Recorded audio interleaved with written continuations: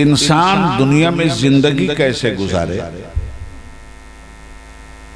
तो जिंदगी गुजारने के लिए हमेशा इंसान किसी उसूल, किसी कानून, किसी संविधान, किसी दस्तूर का मोहताज होता है।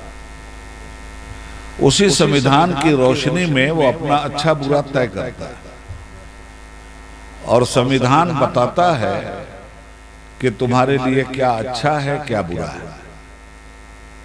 कायनात को पैदा करने वाले ने क्या कोई संविधान नहीं बनाया और संविधान देकर किसी को नहीं भेजा? उसी संविधान का नाम कुरान है और उसी लाने वाले का नाम नबी है, रसूल है। बस ये दो मोटी बातें जहन में रख लीजिए। अभी तकरीर नहीं शुरू हुई, अभी तो तकरीर के हम तमहीदी खूंटे गाड़कर शामियाना लगा रहे हैं ताकि तकरीर को समझने में आपके लिए आसानी हो।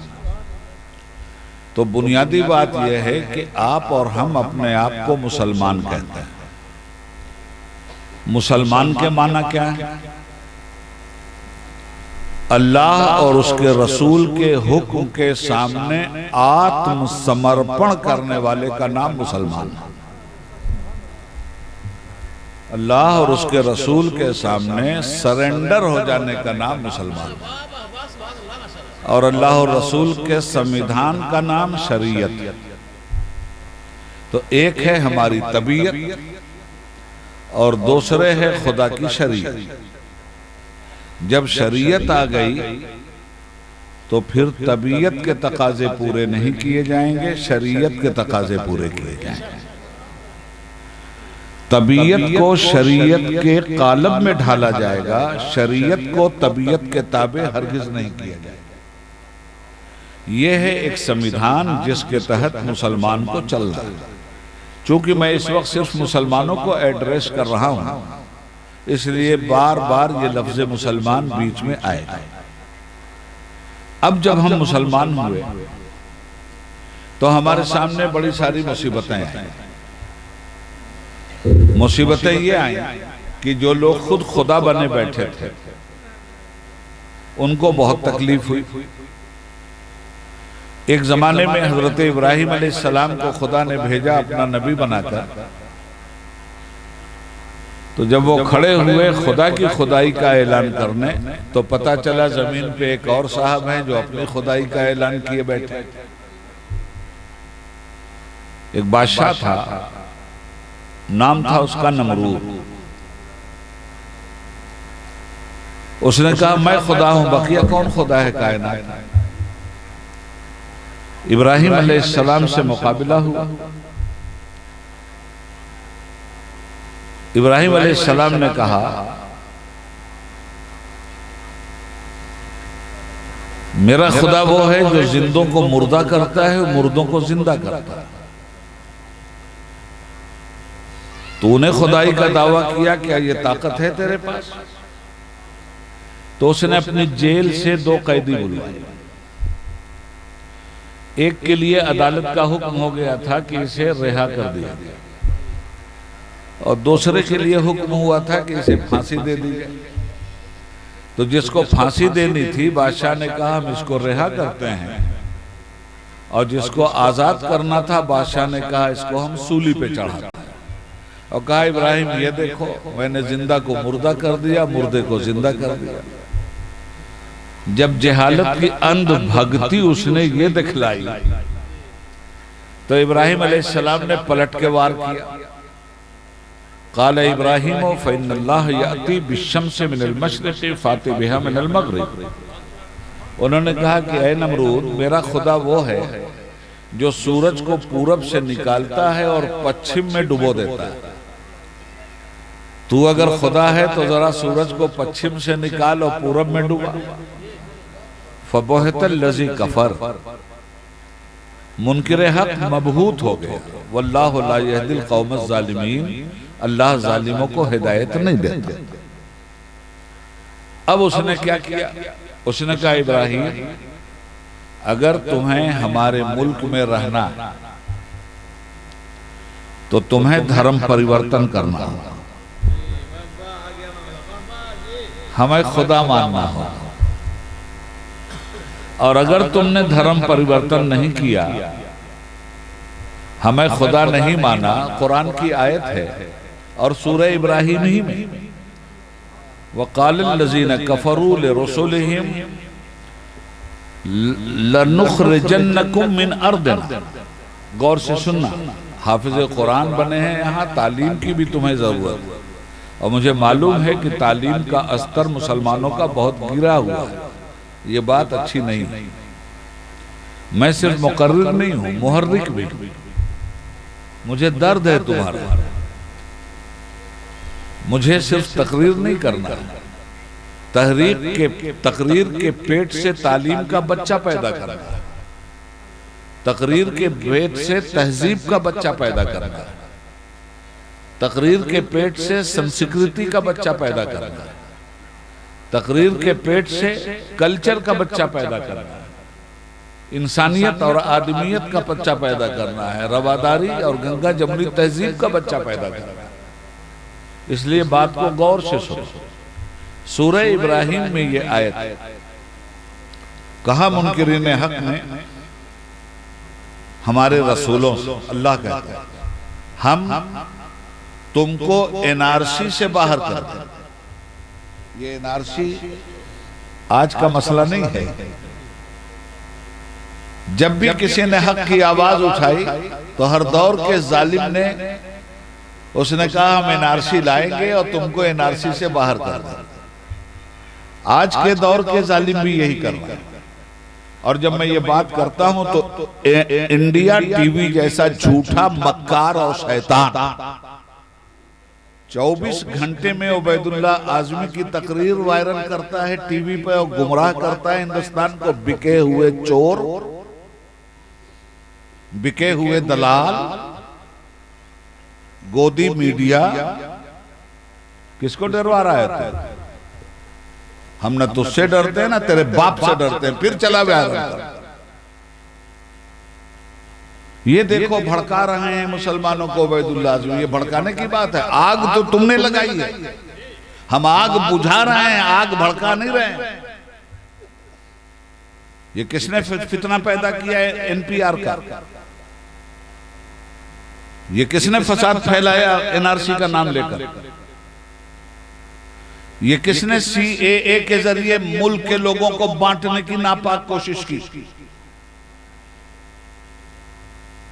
अवाम का मेहनत और मुशक्कत का पैसा ये टीवी के एंकर हरामखोरी करते हुए हुकूमत की चाटुगिरी करते हैं।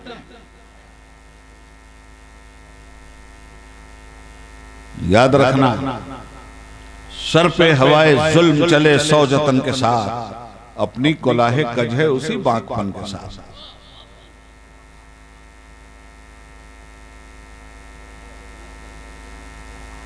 एनआरसी नबियों से कहा गया हम तुम्हें निकाल देंगे अपने मुल्क से, और अगर बचना चाहते हो और एनआरसी के अंदर रहना चाहते हो तो औ लतऊदुन्न फी मिल्लतिना, तुम हमारा धर्म कबूल कर लो, रहो हमारे मुल्क में। असल में मौलाना, मैं अगर अपने अंदाज में बोलूंगा ना तो जो समझाना चाहता हूं वो बात निकल जाएगी। इसलिए ये बात धीरे धीरे समझाने की है ताकि बात अच्छी तरह आपकी समझ में आ जाए। 1 अप्रैल से एनपीआर होने जा रहा है और आपको अब तक पता नहीं है कि इसमें क्या होना है और क्या नहीं होना। आप बहुत कंफ्यूजन का शिकार हैं। और जब मैं कंफ्यूजन दूर करता हूं तो ये गोदी मीडिया कहता है भड़काऊ भाषण दे रहे हैं, मोदी के खिलाफ बोलना है, हिंदुस्तान के खिलाफ बोलना है। देखो लिखा हुआ आ रहा है, ये मोदी के खिलाफ बोल रहे हैं, ये हिंदुस्तान के खिलाफ बोल रहे हैं। मोदी हिंदुस्तान है क्या? हिंदुस्तान ये जनता है। मोदी हिंदुस्तान का एक नागरिक है, हिंदुस्तान नहीं। और हिंदुस्तान का नागरिक भी वफादारी के साथ हिंदुस्तान के साथ चलेगा तो अच्छा नागरिक है, और हिंदुस्तान के साथ खिलवाड़ करेगा तो बुरा नागरिक है।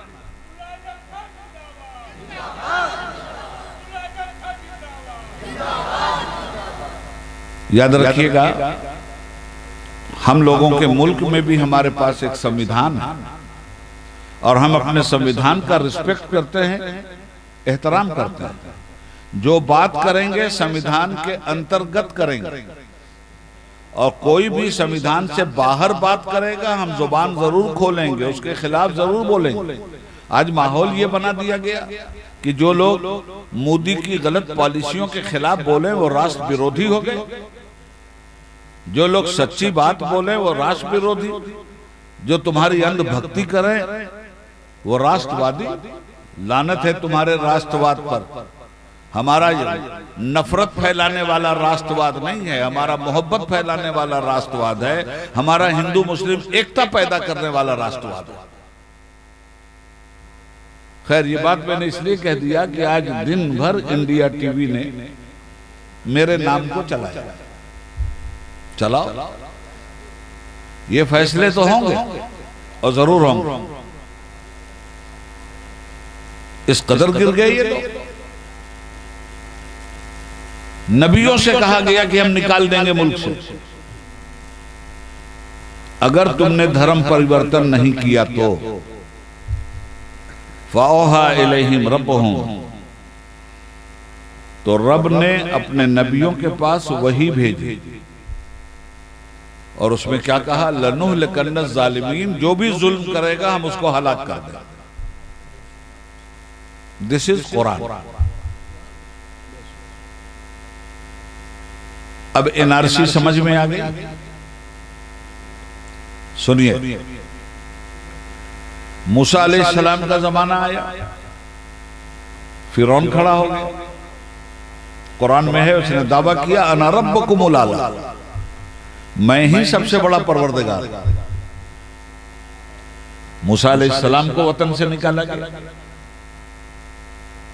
यानी जमीन पर अगर कोई खुदाई का दावा करे, अपनी बादशाहत का दावा करे, इंसानों पर अपनी तबीयत का हुक्म चलाए और उसके इस जाबिराना हुक्म के खिलाफ बोला जाए तो वो सीधे धमकी देता है कि हम तुम्हें मुल्क से निकाल देंगे। ये शुरू से तारीख में बात रही। मूसा अलैहिस्सलाम मिस्र से निकाल दिए गए। अब आखिरी पैगंबर हजरत मोहम्मद मुस्तफा सल्लल्लाहु अलैहि वसल्लम इस दुनिया में आए।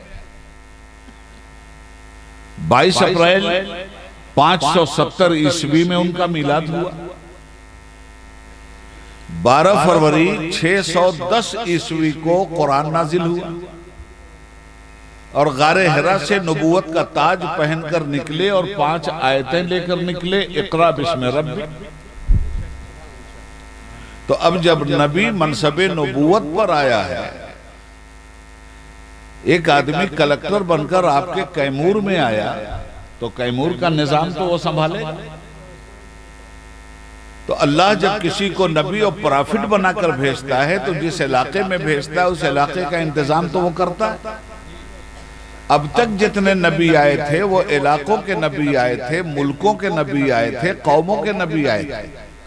मगर जब हजरत मोहम्मद मुस्तफ़ा सल्लल्लाहु अलैहि वसल्लम को भेजा तो ऐलान किया, कुल या अय्युहन नासो इन्नी रसूलुल्लाहि इलैकुम जमीआ, ऐ मेरे महबूब ऐलान कर दीजिए कि मैं सारी कायनात में फैली हुई मानवता का नबी। मैं सिर्फ मुसलमानों का नबी नहीं हूं, मैं सारे इंसानों का नबी। अब सारे इंसानों का नबी आया तो सारे इंसानों तक ना पैगाम जाएगा। अब जब उन्होंने कह दिया कि अल्लाह मालिक है, अल्लाह ही के हाथ में अख्तियार है, जमाने को बुरा लगा। अब मक्का के वो लोग जो जुल्म सितम के जरिए मजलूमों को कुचलते थे और अपने को खुदा कहलवाते थे, उन्होंने सोचा कि साहब हमारी तो महंतगिरी पे लात पड़ गया, हमारा तो नजराना उजराना गया। ये दक्षिणा देने वाली जाहिल कौम इल्म के मैदान में मोहम्मद उतार रहे हैं सल्लल्लाहु अलैहि वसल्लम। अब हुजूर की मुखालफत शुरू हो गई और हजरत मोहम्मद मुस्तफ़ा पे भी एनआरसी थोपी गई। यह है एनआरसी। क्या कहा गया उनसे, ऐ मोहम्मद सल्लल्लाहु अलैहि वसल्लम, ये जो एक खुदा की बात कर रहे हैं आप, ये जो मानवता में समाजवाद की बात कर रहे हैं आप, ये जो गुलाम और मालिक सबको बड़ा एक साथ कर रहे हैं आप, ये जो अछूतों को और दलितों को साथ में बिठाल के खाना खिला रहे हैं आप, ये सब कारोबार बंद कर दीजिए। और अगर नहीं ये सब बंद करेंगे तो हम आपको एनआरसी से बाहर कर देंगे। एनआरसी नेशनल रजिस्टर सिटीजनशिप, हुजूर से कहा गया कि हम आपको एनआरसी से बाहर कर देंगे, और कर भी दिए। तो कहां बाहर करोगे? मक्का से निकालेंगे और आपको एक डिटेंशन सेंटर में भेजेंगे। तो नबी अकरम सल्लल्लाहु अलैहि वसल्लम को मक्का से निकाला भी गया, उनके खानदान को भी निकाला गया, उनके चचा जनाबे अबू तालिब को भी निकाला गया, और एक डिटेंशन सेंटर बना दिया शौबे अबी तालिब को।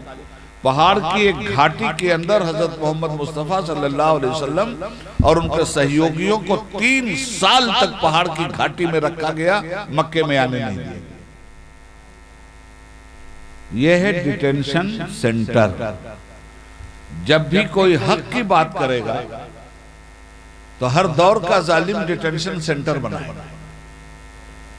मौलाना ने अपनी अंग्रेजी के इंट्रोडक्शन में मुझसे मुतालबा किया कि आज आपको 3 सब्जेक्ट पर बोलना है।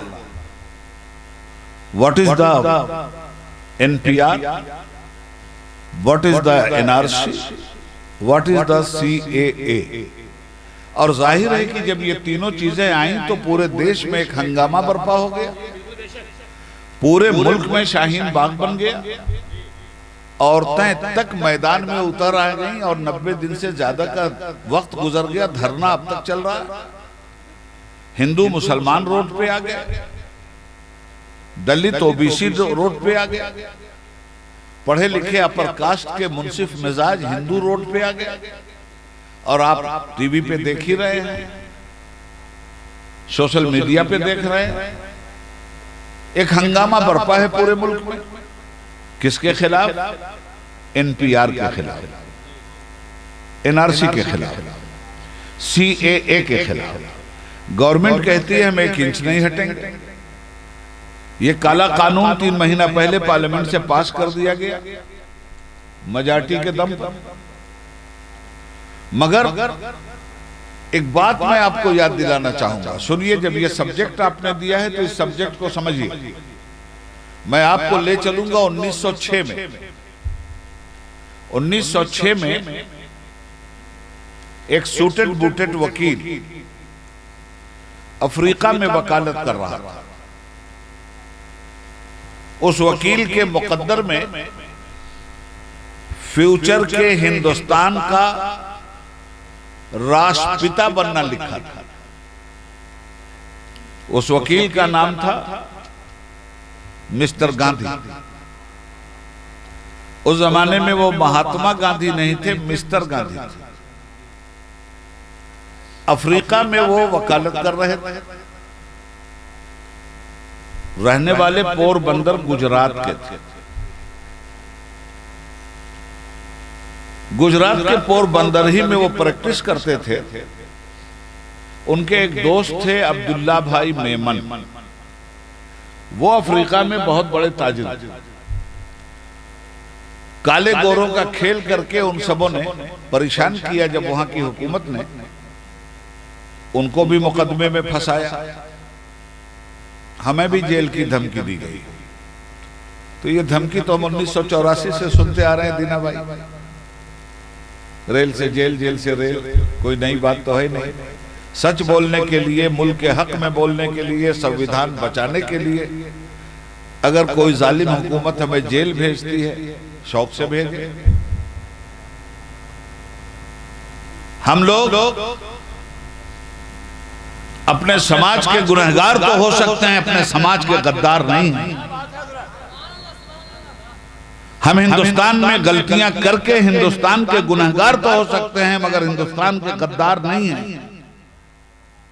हिंद को नाज है जिस पे वो निशानी हम हैं, ताज और लाल किला के यहाँ पानी हम हैं।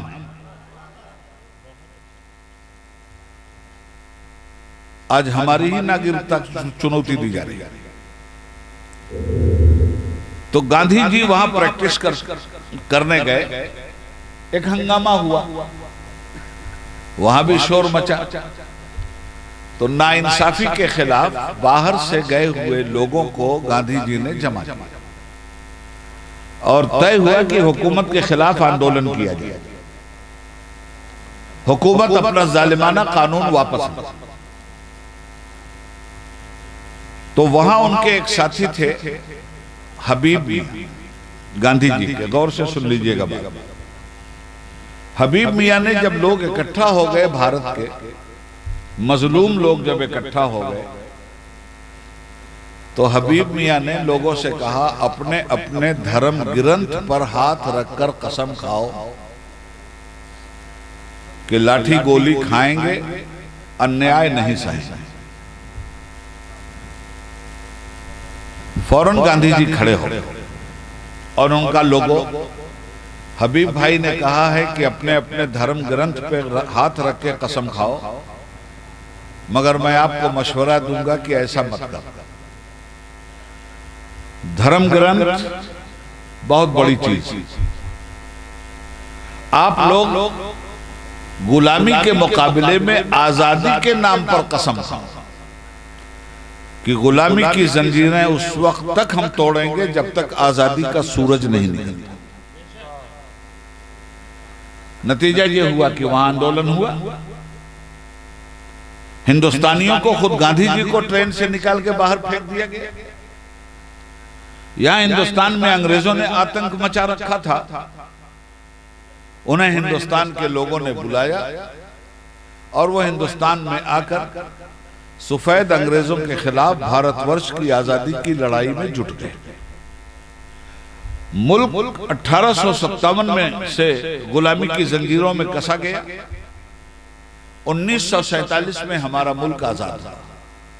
ये इतनी लंबी जो लड़ाई हुई है जालिम के खिलाफ, अपने देश को बचाने के लिए ना हुई, मगर हमें उसी जमाने में गोलियां मारी गई, हम पर अंग्रेजों के जमाने में लाठियां बरसाई गई, हजारों हिंदू मुसलमान बच्चे यतीम और अनाथ बना दिए गए, तब देश आजाद हुआ। हजारों हिंदू मुस्लिम माओ और बहनों की मांग का सिंदूर खुरच दिया गया, तब देश आजाद हुआ। हजारों हिंदू मुस्लिम नौजवानों को लाठियों से पीट पीट कर शमशान घाट और कब्रिस्तान पहुंचा दिया गया, तब देश आजाद हुआ। अंग्रेजों ने इस्तेमाल में जो बल प्रयोग किया था वो फौज का किया था, पुलिस का किया था। पुलिस में कौन लोग अंग्रेजों की थे? यही हिंदुस्तान। फौज में कौन लोग थे? यही हिंदुस्तान। चंद मुट्ठी भर अंग्रेज हिंदुस्तान आए थे, पूरा इंग्लैंड तो उठ के हिंदुस्तान आया नहीं था। तो हिंदुस्तान में अंग्रेज जो अपनी हुकूमत का सिक्का राइजुल वक्त किए हुए थे, वो किसके बलबूते?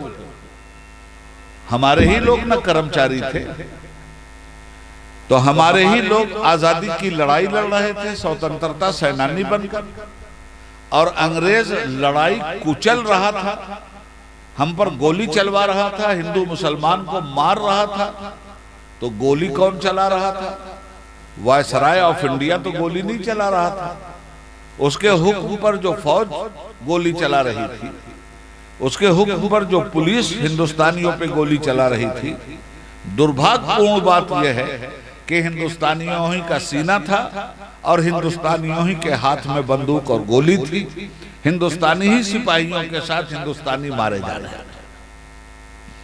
अंग्रेजों ने हुकूमत इतने जमाने तक करने में कामयाबी क्यों हासिल कर ली?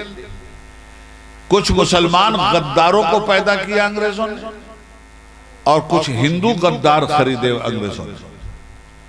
मुस्लिम गद्दारों के जरिए सुअर, गाय कटवाकर मंदिरों में डाली गई। हिंदू गद्दारों के जरिए सुअर कटवाकर मस्जिदों में डलवाई गई। डिवाइड एंड रूल, लड़ाओ और हुकूमत करो। इस तरह ये भोला भाला हिंदू, भोला भाला मुसलमान आपस में एक दूसरे की गर्दन काट रहा था, कोई गाय के नाम पर, कोई सुअर के नाम पर। गाय वहां पवित्र है, सुअर यहां हराम। इस तरह अंग्रेजों ने हिंदुओं और मुसलमानों को लड़ाया। इतना लंबा जो संघर्ष हुआ, कामयाबी हमें नहीं मिलती। मिली कैसे? हमारी कामयाबी का राज हिंदू मुस्लिम एकता था। हमारे मुल्क के हिंदू मुस्लिम पूर्वजों ने यह सोचा कि अगर ये हिंदू मुसलमान इसी तरह लड़ते रहे और अंग्रेज इनमें इसी तरह नफरत का बीज बोता रहा तो मुल्क कभी आजाद नहीं होगा। तो मुल्क की आजादी के लिए सबसे पहला काम मुसलमानों और हिंदुओं के लीडरों ने यह किया कि इस देश में दो मार्शल कौमें बसती, एक का नाम हिंदू है, दूसरे का नाम मुस्लिम।